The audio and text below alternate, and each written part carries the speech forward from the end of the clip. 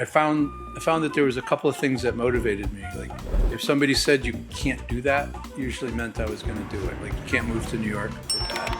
Counselor in high school said you can't get into the University of Michigan with that. I mean, that was just a blue collar kid who was dumb and stubborn and didn't know that he wasn't supposed to be able to do something and went ahead and did it. Maybe it's a different recipe, but it's the same kind of food. That's a metaphor. That's an analogy. It's like, hey, you're making Italian, but now I just gotta have you make some cutlets instead of pasta. Sure. But if you could make a carbonara sauce, then you probably can make a marinara sauce. I feel like I interact with some people, then they're like, oh yeah, I'm on the sales team, or I'm a head of sales, and I'm thinking, man, you probably suck as a salesperson. Are you ready to feel like it's Friday every day? I'm Mark Labriola II, and this is the Friday Habit. We interview experts to learn how to bring excitement, possibility, and sweet, sweet relief into every single day, no matter what day it is. If you're a small business owner, entrepreneur, or agency leader, get ready to grow your business, lead with purpose, and build a life you love. Welcome to the Friday Habit. That's right. We're back here on a Friday, or whenever you may be listening to this. Maybe it's a Monday and you need the encouragement. Well, I got a question for you. What happens when your top salesperson can't deliver in a down market? Well, according to our guest today, that's not a fluke. It's a sign your sales team was built for comfort, not for performance. And so on this episode of the Friday Habit, we are joined by Walter Crosby. He's the CEO of Helix Sales Development, who's spent decades turning underperforming sales teams into revenue-generating machines. Walter brings battle-tested insights into building recession-resilient sales systems and messaging that actually connects, even when the market tightens. So if you're a business owner, entrepreneur, or agency leader trying to sell smarter and at uncertain times, this conversation's going to be for you. So Walter, welcome to the Friday Habit. I appreciate the opportunity to have a chat, Mark. Thanks. Yeah, man. Well, hey, I would love to hear a little bit of your story, kind of a backstory. What got you into, sales originally all those years ago? Were you selling water softening systems or Amway vitamins or what was going on? Well, I mean, like most kids who grew up, like I'm the last generation or the last year of the baby boomers, right? So I'm kind of that cross between a boomer and an Gen X. Yeah. So as a kid, we were always out there hustling, right? Cutting grass, shoveling snow, lemonade, newspapers. I never did the lemonade stand, but all of the other stuff I did. And then had jobs all through high school, retail, college, and put myself through school. But my first big boy job, you sort of, a lot of people fall into sales backwards, right? It wasn't like my plan. I got an economics degree from the University of Michigan, and I didn't want to go to grad school. And what the hell else do you do with an economics degree from college, right? It's it helps you understand, where it did help me with business acumen, right? Understanding what's important to a business. Yeah. But I got into sales because somebody said, what are you going to do? And I have no freaking idea. I'm looking for guidance. That's why we scheduled this lunch. Yeah. So we had a long talk, and he suggested sales. And, I'd like, well, I've done sales before. I've had to sell in all those things that we talked about there. Yeah. So I jumped into sales in one of the toughest markets at one of the toughest times ever, like the late 80s in New York City, selling commercial real estate. Oh, yeah. No training, wow. No experience, no contacts, no Google, no. Here's what I remember about that first gig. The guy who I was working for, right? His name was on the door, and he was so excited. One day I got to the office, and he's like, "Walter, come over here," and he had this big, huge thing sitting in the mailroom, and he's like, "I said, what is it, Joe?" And he's like, "It's a fax machine." And I'm like, cool. Like, what do we do with it? And he's like, well, we fax people. Okay. do you have anybody's fax number? And he like looked at me like, no, right? But one of his friends, one of his competitors had a fax machine, so he had to go get it. So he yells at his assistant to get to get Eddie's fax number, and we scribbled something on paper, and he faxed it over to Eddie, and he was so excited. But this thing, Mark, was about 4 foot wide and about 1.5 feet deep, right? It had that thermal paper. Yeah, You're yeah. too young to remember, but No, I remember, and it had the little holes in the side so it could feed it through. yeah, it was so there was no internet, there was none of that stuff. 3x5 cards and telephones and knocking on Inner doors. office mail. Yes, there was that. But we had a relatively small office. There was only about 30 people, so inner office mail could just be somebody yelling across the bullpen. It's like, Jimmy, give me the report. Yeah, exactly. Yeah, You had the books of the MLS system where it was like flipping through manually, looking at, different properties. Well, we were commercial real estate, so we had the equivalent of an MLS. There was a book that came out monthly with properties, but you really made your bones when you knew about properties that weren't available, that weren't in the book. And then we used things called a reverse directory, where if you knew where their office was, you could go in and try to figure out their phone number.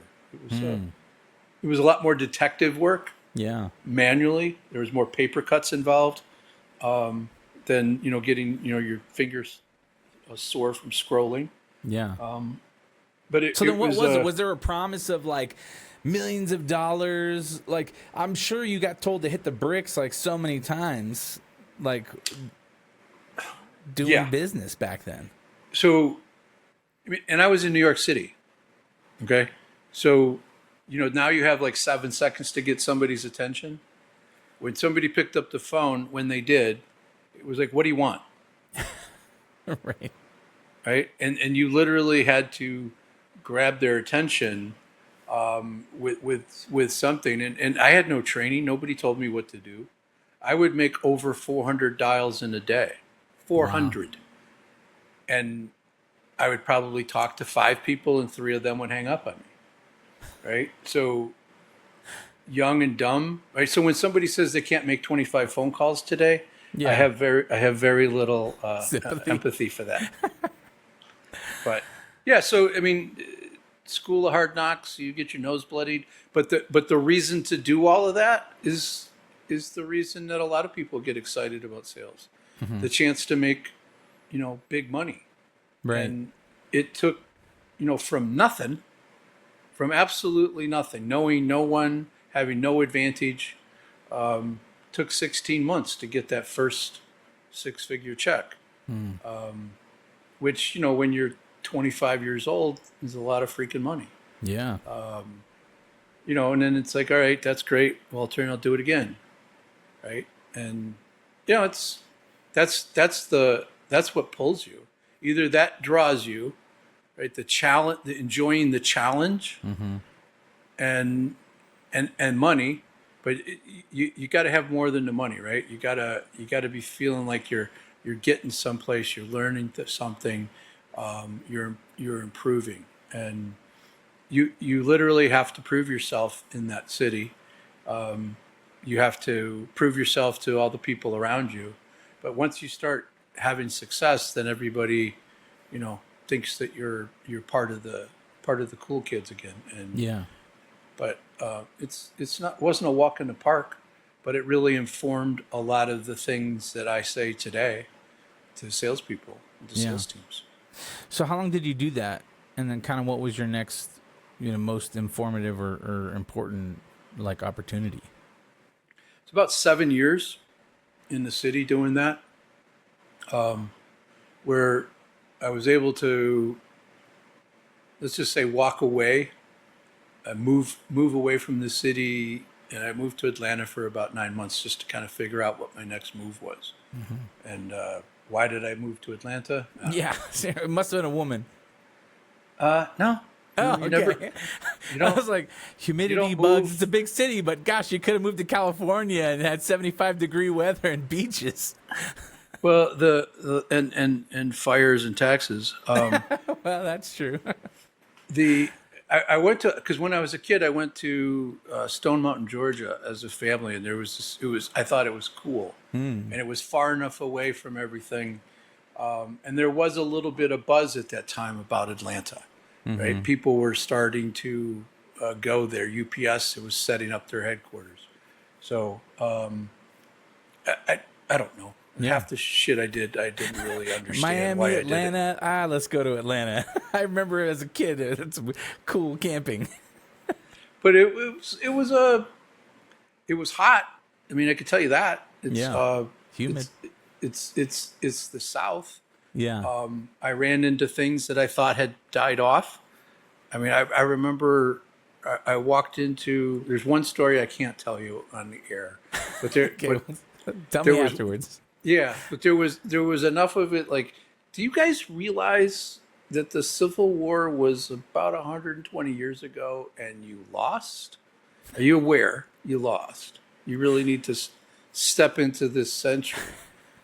There was still some of that going on. So I kind of just I was trying to figure out what the next move was. My tennis game got better, and then I ended up moving back to Michigan and starting a company with a friend, and then just a bunch of businesses happened after that. Yeah.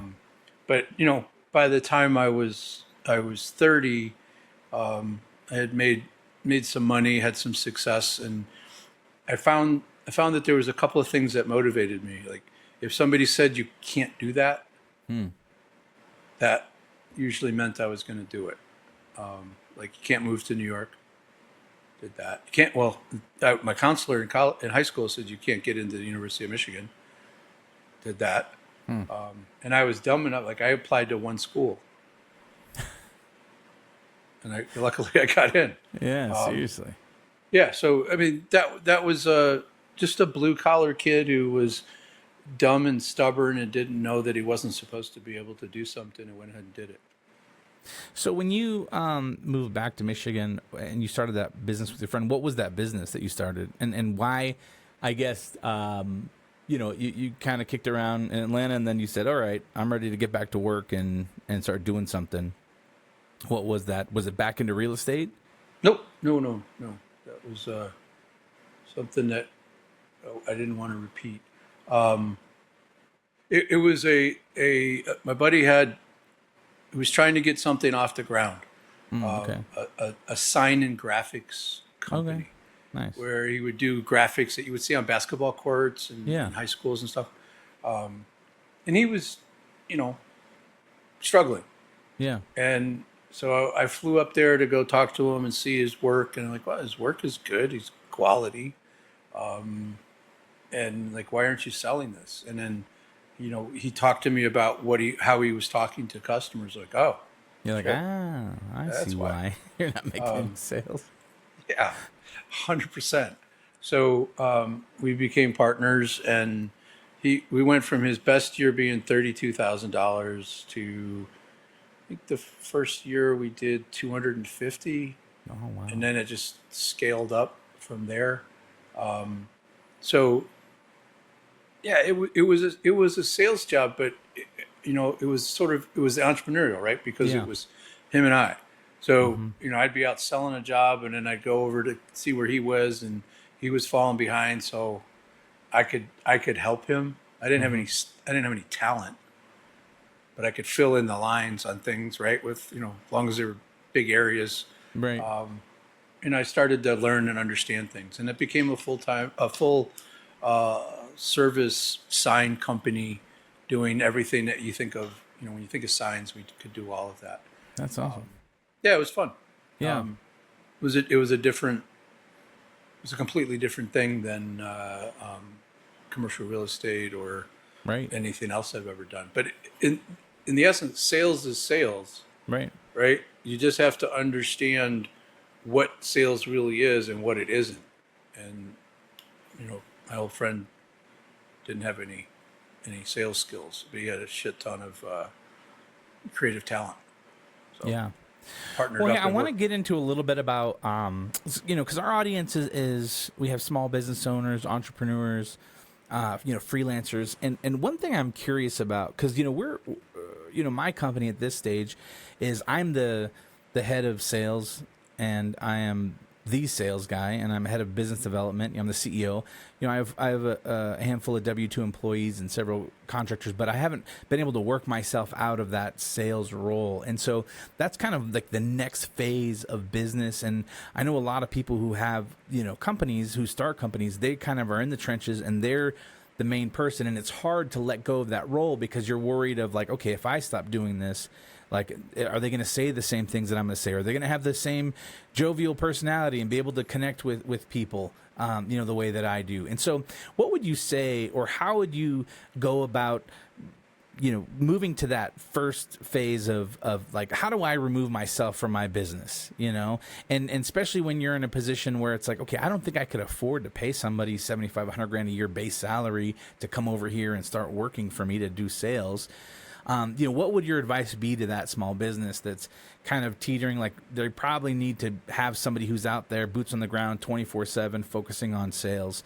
Because right now, my attention is divided between, client management, working with the team, and also having to focus on sales and growth and development. Plus all the other stuff that falls in your lap when you're Yeah, I not got looking. payroll, and I got there's a ton of different stuff that I have to Yeah. manage, and so I'm getting to the place where I'm like, okay, I need to have someone in here that just is focusing on sales. So this is a really common problem, right? With people that are at this stage, they have this message that's in their head, right? You know exactly what your vision is. You know exactly what you want to be able to share with your customers, and it's being able to take that and give it to somebody else, right? So there's a couple of things that need to happen. First and foremost, you got to be willing to give some of that up. And that's you alluded to it. It's a big thing. Yeah. Is that person gonna say it the way I say it? Are they gonna do it the way I do it? Well, here's the inside baseball. They're probably not. They're not going to have as much passion for it because it's not their company. Yeah. So you have to set up the relationship in such a way that they're motivated to go do the thing you want them to do, to go tell the story. But here's what a lot of folks get wrong. They hire the wrong person because they have industry experience, or they've been part of the industry. They don't tell them what they're supposed to say. They assume that person that they've hired is a salesperson, so they know what to do. They don't. It's our job as an entrepreneur to share with that individual, here are the questions you should be asking these people. These are their fears and their concerns. This is what they're trying to get to, right? This is how we demonstrate value. So we need to give that stuff that you do naturally, that you don't realize you're doing, that needs to be translated for them to be able to duplicate it. You need to give them, think of it this way, Mark. You need to give them sheet music that they're going to play their instrument, right? So you got instruments behind you. You got guitars there, right? Can you tell the difference between Eric Clapton, Stevie Ray Vaughan, and Eddie Van Halen, right? Yeah. They play the same instrument, but they have a unique sound, Right. Yeah. right? And nobody sucks in that group. They're all pretty good, right? Yeah. Well, Stevie Ray's going to have a hard time playing now, but he was pretty good. Yeah. But my point is, if you gave them the same sheet music, well, Stevie Ray Vaughan couldn't read music, but if you gave them the same thing and said, play this, they could play all the notes, they could play in the right key, and they could hit everything. But it's still going to be their instrument. It's going to sound like them. So we have to give that new salesperson that sheet music and allow them to play their instrument and be authentic to who they are, as long as they're saying what we need them to say, asking the right questions, right? And that's a really, really big thing that I see happen a lot with entrepreneurs. They're afraid to give it up. They hire the wrong person for the wrong reasons, and they don't give them the right tools, information, the right messaging to go out and have the right questions, because, and it's not really the entrepreneur's fault in the sense that it all came to them naturally. They had this passion, they figured things out, right? And you can do things because you have the title, you're the owner. Everybody wants to talk to the owner, right? So that we need to be able to transfer that to the new salesperson. So what you need is a salesperson who has the chops to go talk to your customer. So here's a tip for everybody that's thinking about doing that. There's a myth that you need the same industry experience, and you don't. Who do you compete with for the attention of the buyer? Not your competition, but who calls on the same person, right? So if you need to talk to a CFO, who else? What other salespeople? What other sales companies? What other industry and marketing segments are calling on that CFO? That's who you need to hire. Because they already know your audience. They might even have a list of those people that they know. Right. Yeah. And they know the language. They know how they think. All you have to do is give them those questions and that messaging we were talking about. And they're going to hit the ground, they're going to hit the ground running faster, right? There'll still be a little bit of that cartoon running real fast in place for a second. Right. But they're going to go faster if you give them the right messaging and they know your audience. Nice. Okay, so when you're looking for a salesperson, one, find somebody who is reaching out to that person that typically you're reaching out to or trying to connect with, because again, they're gonna maybe it's a different recipe, but it's the same kind of food. That's a metaphor. That's an analogy. It's all right. Yeah, there we go. It's like, hey, you can, you're making Italian, but now I just got to have you make some, cutlets instead of pasta. Sure. But if you can make a carbonara sauce, then you probably can make a marinara sauce. Right. Yeah. Right. So the idea is that they know who your customer your buyer, right? But we need to be specific about that title, that decision maker. Right. So like I call on CEOs and entrepreneurs and business owners. Right.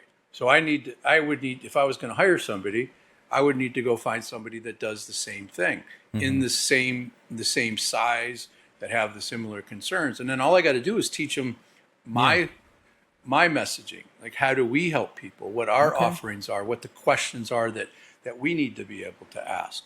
But the thing that's usually the hardest part is for that entrepreneur to be able to let go a little bit. If they've enjoyed the sales seat. If they haven't enjoyed it, they'll give it up too soon.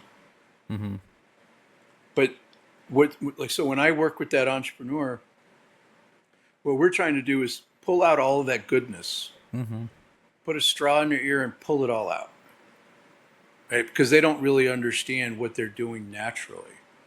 So we ask some questions that we get what those things are. Yeah. And then we can take that information and translate it into messaging for a salesperson. Those are there's other things that need to be accomplished. Right. Right. But if you don't get those right, you're screwed. I mean, we focus on fundamentals. And having the right people in the right seat is important. Having the right message is important. Yeah. And knowing who your ideal customer is and what they care about, that's what's important. Yeah. Okay, so now we know how to find the right person. Can you give us a little insights into just some pay structures? Especially starting out, it seems like especially if you're a smaller company, you want to motivate somebody based off of like a commission type sale, right? Like a sales guy, usually somebody who's in sales, they want to make money. They want to like do sales because they're motivated to buy a boat or have a vacation home or buy a nice car or something like that. So you have to have some sort of structure that allows them, at least puts the carrot on the stick for them to like go after it and try to achieve it. But then on the same side of things, a lot of times as a small business or a startup, you don't have a bunch of capital to offer this person like a really decent base salary. Right. So this is another area where it's really important to get right. So what you're saying is 100% true. We need to keep that salesperson motivated, right? So their comp plan should have no cap, right? You should be happy to write them a $10,000 commission check. You should be happy to do that because if you set it up right, that means you're making $40,000, $50,000 every time you do that. So like how many times can we do that, right? So you want to make sure that the comp plan allows you to make money and them to be properly incentivized. So, you mentioned $75,000 to $100,000 base. So that's a lot of money that a lot of people could live on. So we don't want to have a base that makes them comfortable. Right. We want a base that's going to be just on the edge of uncomfortable. Motivate them to get out there and dial that phone 25 times Or 50. or 50 or 100. Right. So that's the rub, right? So you dial that in based on having a conversation about how quickly somebody can ramp up. It has to be realistic. It has to be real. You can't tell somebody, you're going to be making $125,000 a year when you're on target earnings in 9 months when it's really 18 months, right? You can't lie. You got to be honest about it, right? So what we try to do is get that base to be enough that they're uncomfortable, but they can live, but they got to be able to see that they can get there quickly. So we need them to be able to see that they're building a pipeline.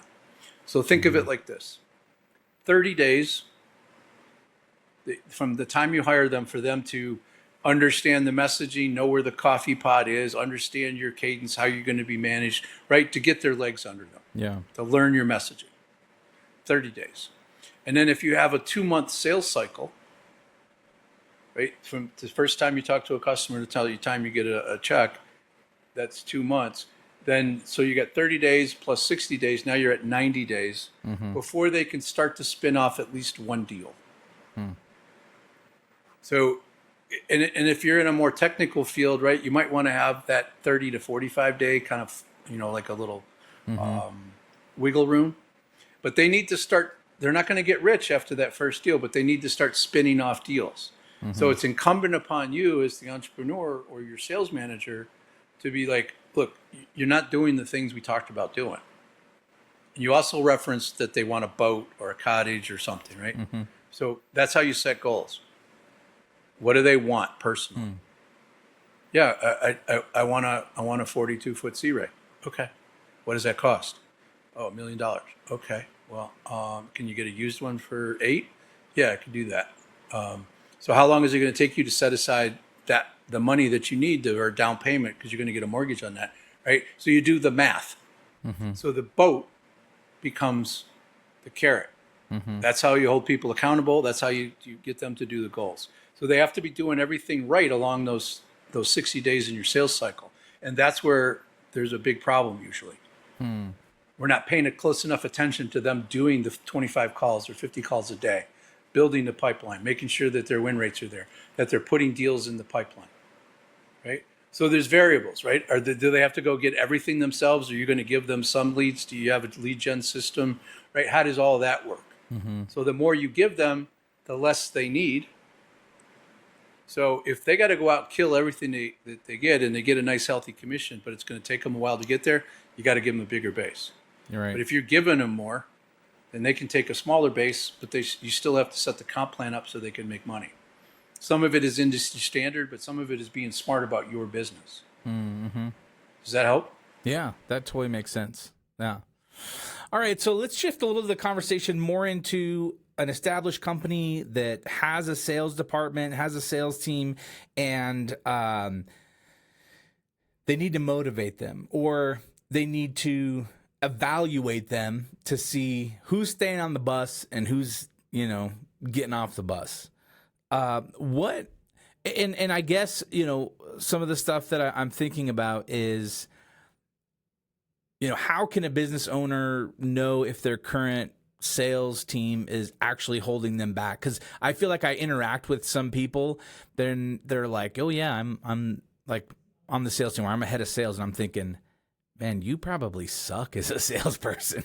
Like, I'm thinking like, wow, if your boss is thinking that you're the best guy for the job, like, and they're just spinning their wheels like, oh, I don't know why sales aren't happening. And that salesperson's always making excuses like, oh, well, I called them and they weren't there and I left a message. They never called me. And I just hear excuses. That's red flags for me. Like, okay, this person's not the right fit. So, how do you think that a business owner can, tell these things, or how can they start to evaluate these people? Because I feel like too, I've seen companies where they kind of bring in their friends or people that they know, that they like and whatever to do sales when maybe that person's not the right fit. What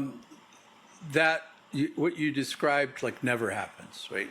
There's always, everybody's a great salesperson. They always get it right. And you said evaluate their current team. I love that. I don't hear that very often. So we're typically, if somebody comes to us and says that my team sucks and we're not doing this, and this isn't happening and performance is off, it's like, okay. So we ask a lot of questions, right, to try to figure out what they're doing well and what they're not doing well. Mm-hmm. And once we get past that fact of, that they're serious about making changes, because, from my perspective, that's the big thing. Are you really serious? You want to do this? Because it's going to be hard. It's going to be difficult. It's going to be bumpy. Mm-hmm. And, I'll say to a CEO, I was like, you want to know why this won't work? Because it's going to be hard. And some salesperson's going to come to you 45 days in and say, these guys are crazy. They want us to make 50 calls a day. We've never done that. And what you say in that moment, Mr. CEO or Miss CEO, is going to make or break whether this gets fixed or not. Accountability. So to address your question, what needs to happen is we need to look under the hood and do a gap analysis, is what we call it. But we're really going to quickly identify the strengths and weaknesses of each individual on the sales team, whether that's a salesperson, account manager, sales manager, business development person, and those are all different roles. Mm-hmm. And we will evaluate them and give you third-party scientific data as to how they stand up in 21 core competencies and in 3 big areas. So we think about, do they have the commitment and the desire to do the job? Do they take responsibility? And how, not only are they motivated, but how are they motivated? So I might be motivated by money. The next guy might be motivated by being part of something that's bigger than him and wanting to learn and watching the whole company grow. That might be what really, really drives him. Or he wants to do good works, right? So it's important. So whatever motivates him, it's not right or wrong, but what motivates them. So that matters as to how we talk to them about motivation. Yeah. Do you use any type of like personality assessment or strength finders or DISC or any type of, personality assessment whenever you're doing this? I'm not really interested in their personality. I'm interested in their ability to sell and how they think about sales. So a tool like DISC, everybody's heard of DISC. That's looking at how they behave, right? And what they're when they think about sales and DISC, they're benchmarking what somebody does in a social setting, right? So if you go to a cocktail party and you're the life of the party and you're able to talk to people and have some fun, everybody thinks, oh, that guy would be a great salesperson. But the ability to go to a cocktail party and have fun with a cocktail in your hand and joke around and interact with people has nothing to do with if you go make the 50 calls on Monday morning. Right? So we use a tool that predicts whether or not somebody will be successful in sales because we're analyzing what they think about sales, not what their personality is or how they behave, right? Those are great tools, right, to help you understand management challenges and issues and how to talk to them, right? They're great tools. This tool is to help us understand how they think about sales in the context of these 21 competencies. That if you don't have them, if you're not really committed and have the desire to sell, you're not going to be good at it. Right. Right? And then everybody has mindset issues. I don't know if you golf or not, but some of your audience I just got might. into it. I just bought some clubs, and I'm making a good effort to get into it because, again, it's like one of those things where like these relationships that I'm trying to build are always like, hey, we're doing a golf thing or like whatever, and I'm kind of like, I don't play golf, so I'm like, I need to play golf. Yeah. Well, it is a thing for business, and it's good to be relatively competent. But what's the longest distance on a golf course? The 8 inches between your ears. That's good. Right? I mean, if you think about it, you get up on that box, the first tee box, and you've warmed up and all that stuff, and you've had a Bloody Mary, so you're kind of ready to go. And there's 5 people watching you, and all of a sudden your arms get shorter, your muscles get tighter, right? So you get nervous. How you think about that shot, how long it takes you to swing and all that stuff directly affects your performance. The same thing happens in sales, right? There's things like, do you need your customers to like you? Are you comfortable talking about money? If somebody tells you to go pound sand, does that totally blow up your day, your week, your month, right? How long does it take you to recover? So these things matter. So we measure those things, right? Because we all have these challenges. So if we identify them, then we can help work with them. If we know what the problem is, we can coach them up in certain things. And then we look at basic skills, selling skills. So that's what our tool does, right, when we're looking at an analysis. So I can look at your team of 5 people and say, these 2 guys are never going to perform well. These 2 gals are going to be really, really good. They need a little bit of help here and here. And these people here, they're, middle of the road. It's up to them, right? We can provide a carrot. We can help them. We can, the old adage, you can take a horse to water, but you can't make them drink, right? Well, we can make them thirsty, but we still can't make them drink. Right. So we can make them want it, but it's really up to them to solve some of these problems. But we can identify all that. That's where we start, right? To really understand if you got the right people. And if you haven't hired anybody, we have a similar tool that helps analyze, your candidate and save you time and, most importantly, money. Because if you get that hire wrong, because here's what happened: you make a bad hire, and then you realize it about 60 days in, right? And then you don't do anything about it. Right. Yeah. Then you it's like, oh, the guy's got kids, and he's such a nice person, and then you get in your head about stuff, and you feel bad, and then they stay along longer than they're meant to be, and then you start resenting them, and then energy Sounds gets like weird. You've done this before. Yeah. I've been there. I learned that you hire slow, fire quickly. Well, yeah, hire slow, hire smart. Hire smart. Yeah.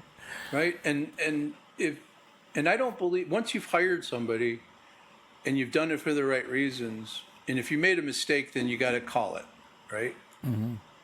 But if somebody's trying, they're doing the work, but they're not getting the results, I will work with that person a little longer, right? Because they're putting in the effort. Yeah. But at some point, you got to call that too, right? If they're not getting better. And I think that's one of the things that happens is that salesperson needs coaching.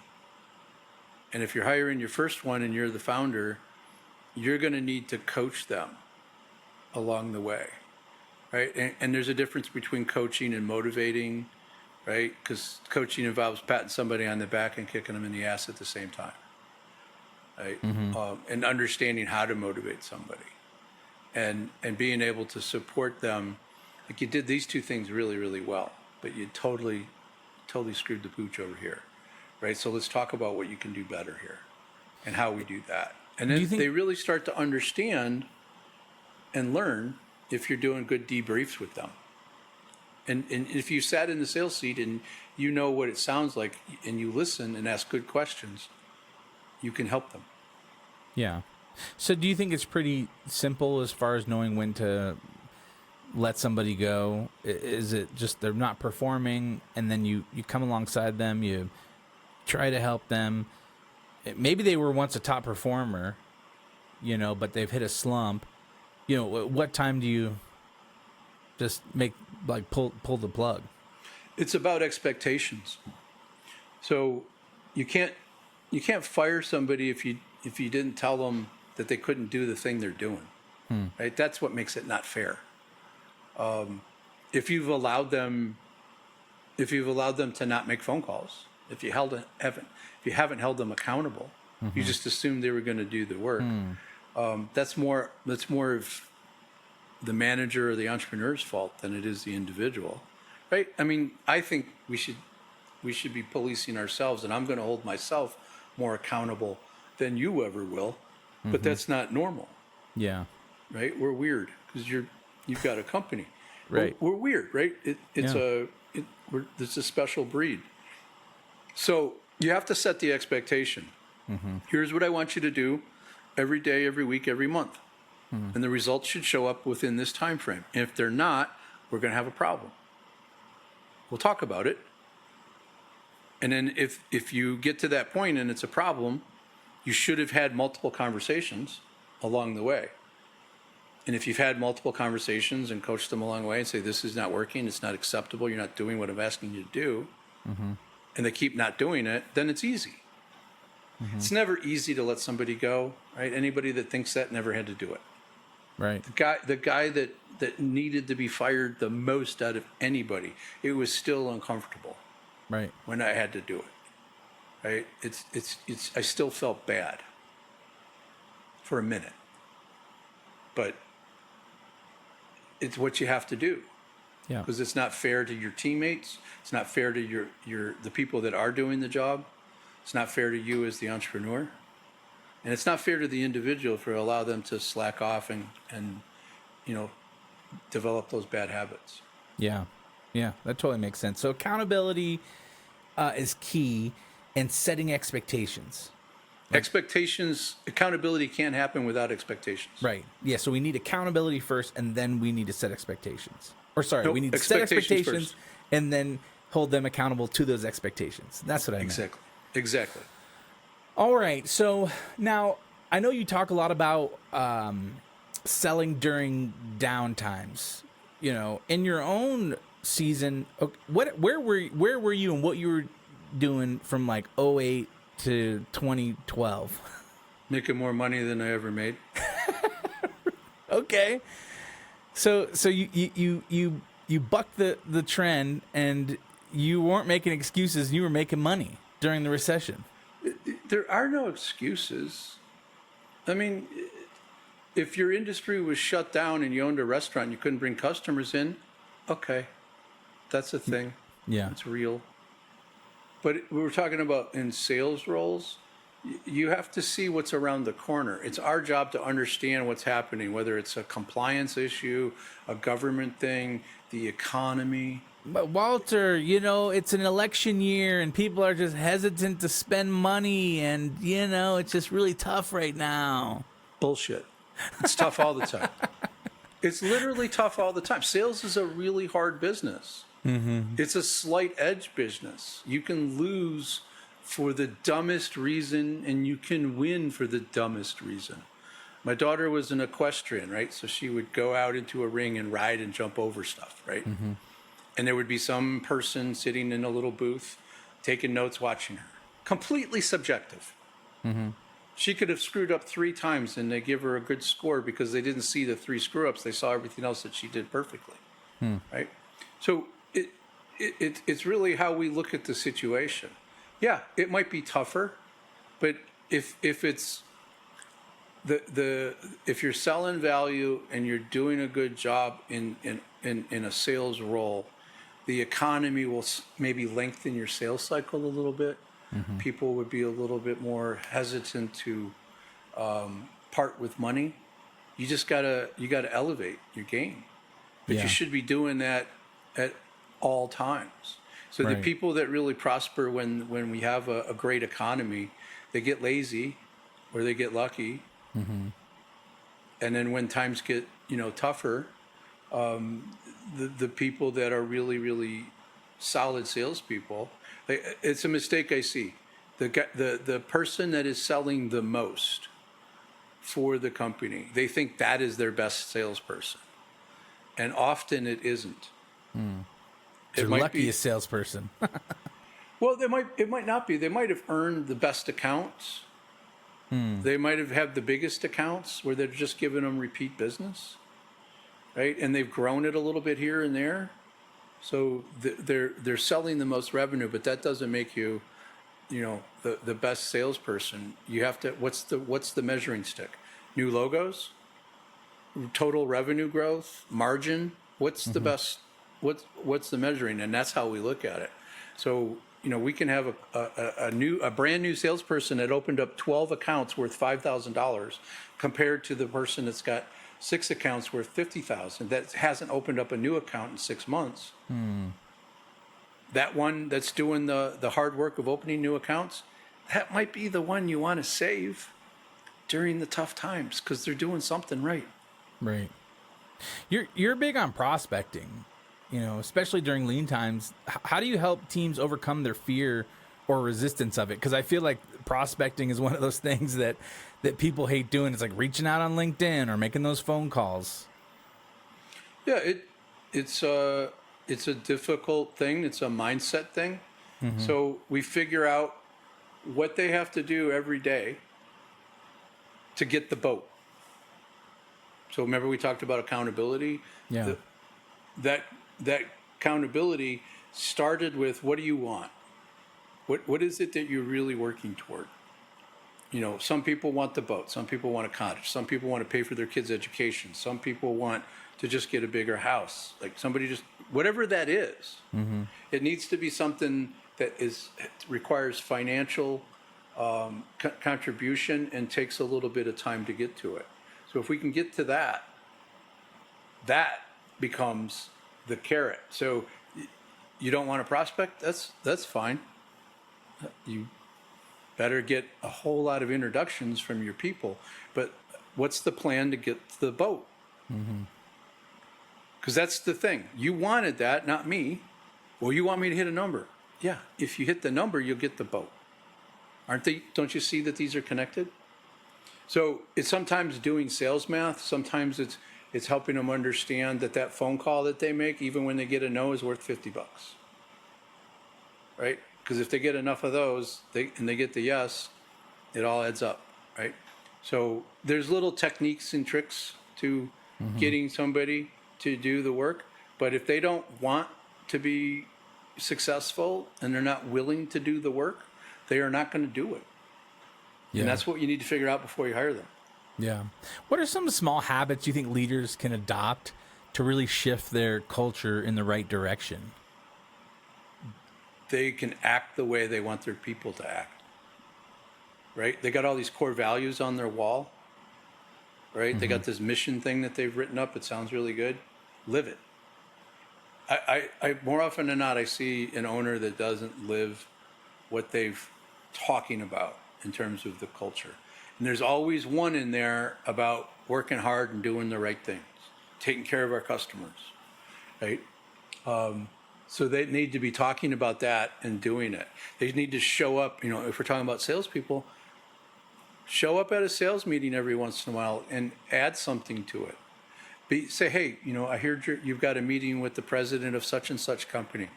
Would it be helpful if I went with you, president, you doing your thing, and I'm just there to support you? Right? Be willing to get your hands dirty a little bit. Go have some fun in that regard. Be supportive, but actually also be interested. Yeah. And paying attention to what's really going on. Looking at revenue in the rearview mirror isn't helpful, but making sure that the team has what they need, and they don't need a lot. But I think one thing that is often forgotten, and it's a real personal thing for me, every time I was promoted to sales manager, it was because I was the top salesperson and dumb enough to take the job. Because they're not the same skill set. Right. And I tell this story a lot, but my first real manager job, the owners at a Christmas party called me, hey, can you come to the bar? We want to talk to you. And I was like, oh shit, right? This is either going to be really good or really bad. Get your purse. And I was talking to my wife. So they offered me the international director thingy for sales for the company. So I was telling my wife about it on the way home, and I was all excited. She's like, that's great. Really happy for you.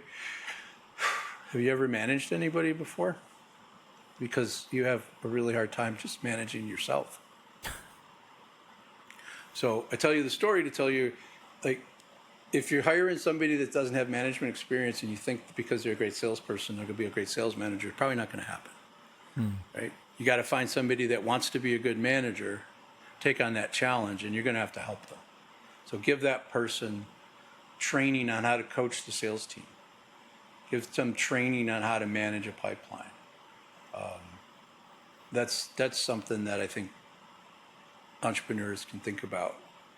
Right? Yeah. And you don't need a sales manager until you've got 2 or 3 salespeople, and it's going to be hard to afford one that is worth a shit. Right. But they still need the coaching and the support. Right. What do you think, if you had to kind of boil it all down, what's the mindset shift that a small business owner needs to really make to build a sales team that thrives no matter what's going on, in the world? It's a really good question. Making sure you have the right people in the right seats and that you're supporting them, not just financially, but that you're giving them the tools that they need.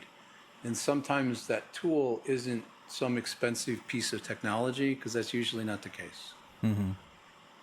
What they probably need is that person that can come alongside of them, say, I've been there, and I've seen this, and here's how I handled it. Do you think that would help you if you had run into this again? Somebody that can really coach up those salespeople, because it is a hard job. Yeah. Right. And I know it is. And I think if you don't set standards, if you go listen to a Nick Saban speech when he's talking about his time coaching, he had a set of standards that everybody had to live up to. Him, the coaching staff, and the players. You can't be great if you're not willing to do the stuff that other people aren't willing to do. And if you don't have those standards, then you're gonna accept mediocrity, and then everybody's gonna go to that level. Okay, that is a good word, my friend. Thank you so much. Hey, if people wanted to connect with you and maybe get some coaching or just follow what you're doing, what's the best place to get in touch and connect? I think the easiest thing for them to kind of think how to learn about how I think is going to LinkedIn, looking up Walter Crosby. That'll give them, and they can DM me. I finally get a DM message about somebody that actually I want to talk to, not some dumbass salesperson. All right, Mr. Walter Crosby. Hey, I love to leave people with a task or something to starting Monday morning. Do this one thing to make yourself better, your business better, your sales skills better. If you could give that one piece of advice to somebody saying, hey, next week start doing this, what would that one thing of advice be? Engage with your sales team. Ask them. You could just, there's a ton of questions you could ask them, but walk me through how you do a discovery call. Now, if you're the CEO and you come to that salesperson and they can't articulate the steps that they go through, the milestones that they need of information they need to gather, that should be a red flag that you need to address. Ask the question. Show me your steps. What do you got going on? There you go. All right. So get out there and start taking some notes and see what's going on. And if you fix your sales, you can fix your business. I think if you're if things are not working out for you. Well, hey, thanks so much for hanging out with me and sharing a little of your wisdom and knowledge and experience. This has been great. I got some really good nuggets from here.